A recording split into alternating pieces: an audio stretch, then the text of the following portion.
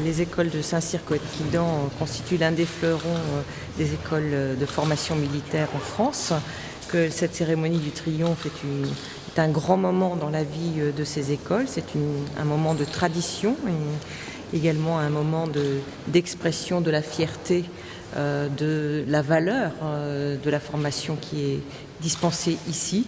Et puis bien sûr, la valeur de nos armées dépend beaucoup de la qualité des écoles de formation, et ces écoles de formation sont d'une qualité exceptionnelle.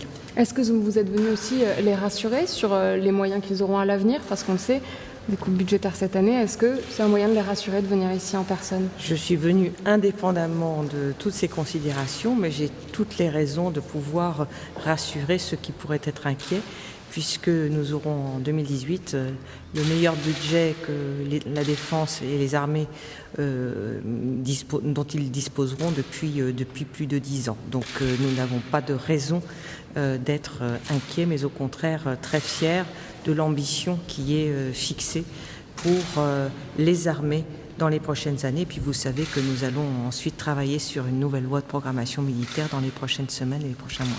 Car les armées ont besoin, Madame la Ministre, de renouveler leur matériel. Les armées ont besoin de renouveler leur matériel, les soldats ont besoin d'équipements qui les protègent, car nous sommes en opération comme jamais, en opération sur le territoire national, mais aussi en opération sur des théâtres extérieurs, avec un engagement exceptionnel des armées françaises qui font la fierté de nos concitoyens, mais aussi qui font l'admiration des armées alliées avec lesquelles nous combattons. Est-ce qu'il va y avoir des investissements qui vont être reportés pour cette année?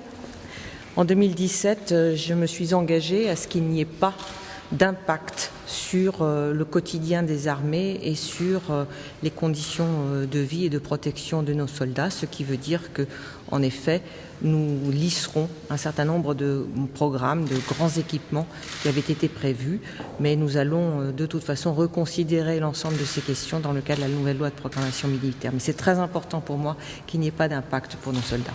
De quelle manière avez-vous vécu le départ du chef d'état-major des armées?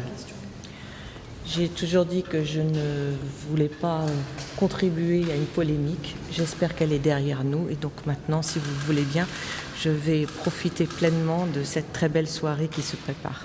Merci à vous. En vous remerciant beaucoup. Merci.